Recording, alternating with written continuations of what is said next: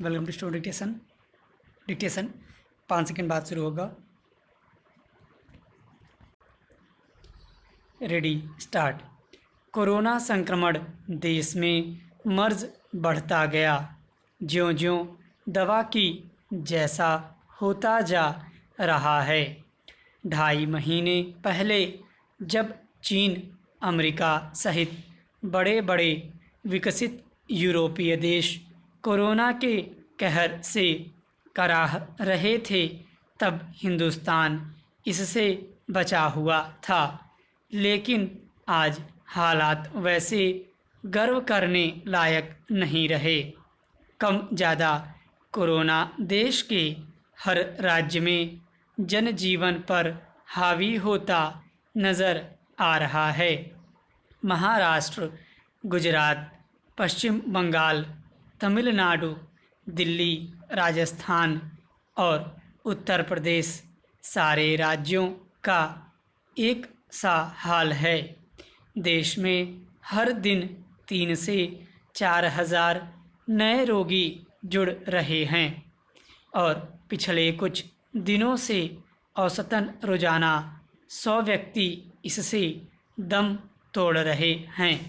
यानी कोरोना पर काबू के लिए विश्व के अन्य अनेक देशों से पहले लॉकडाउन जैसी प्रभावी पहल करने के बावजूद हम कोरोना के जाल में फंसते जा रहे हैं। 2 महीने पहले जहां हमारे लिए इंसानी ज़िंदगी सबसे महत्वपूर्ण थी, आज अर्थव्यवस्था ने उसमें बराबर की हिस्सेदारी कर ली है। कोई आश्चर्य नहीं होना चाहिए कि आने वाले दिनों में अमेरिका की तरह बाज़ार की बहबूदी हमारे लिए सबसे बड़ी हो जाए। इस बात में कोई दो राय नहीं है कि आधुनिक विश्व में आर्थिक गतिविधियों और अर्थव्यवस्था की अपनी बड़ी अहमियत है। लेकिन क्या यह इंसानी जान से ऊपर समझी जानी चाहिए? निश्चित रूप से हमें कोरोना के साथ जीना सीखना चाहिए। पर क्या ऐसा एक बार हिंदुस्तान को कोरोना से मुक्त कराने के बाद नहीं हो सकता? आज हम जिस जगह खड़े होकर यह प्रयोग कर रहे हैं, उसमें माया मिली न राम जैसी स्थिति होने का पूरा अंदेशा है। एक संदेश यह भी जाता है कि कोरोना संक्रमण को नियंत्रित करने में हम सफल नहीं हो पा रहे हैं, इसलिए इसके साथ जीने की तैयारी कर रहे हैं।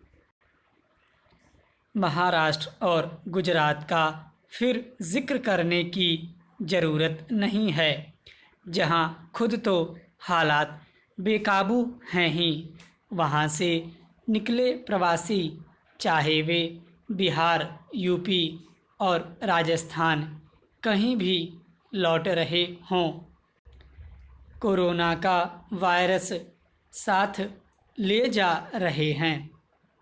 सरकारें जांच और क्वारंटीन में कोई कसर नहीं छोड़ रही, फिर भी इन राज्यों में संक्रमितों की संख्या बढ़ती जा रही है।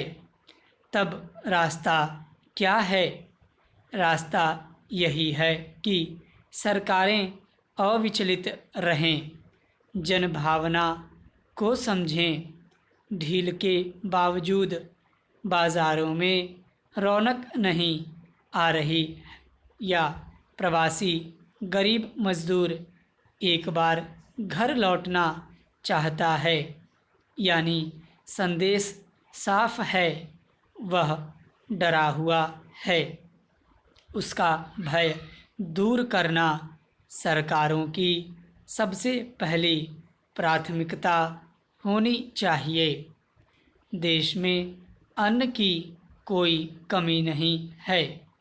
अन्य आवश्यकताओं की पूर्ति के लिए उसके पास पर्याप्त नकदी पहुंचाएं। एक बार पूरी ताकत लगाकर हांगकांग, ऑस्ट्रेलिया, जर्मनी की तरह वायरस को नियंत्रित करें। इसमें बड़ा जिम्मा देश के नागरिकों का भी है। उन्हें भी लॉकडाउन, परस्पर दूरी, मास्क और सैनिटाइजर का प्रयोग जैसे इस रोग से लड़ने के ब्रह्मास्त्र को अपनाना चाहिए। आज के हालात में इनसे दूरी आत्महत्या जैसी होगी। अपनी सुरक्षा अपने को ही करनी है। सरकार, डॉक्टर या पुलिस मदद कर सकती है, हर व्यक्ति के पीछे नहीं लग सकती। स्टॉप।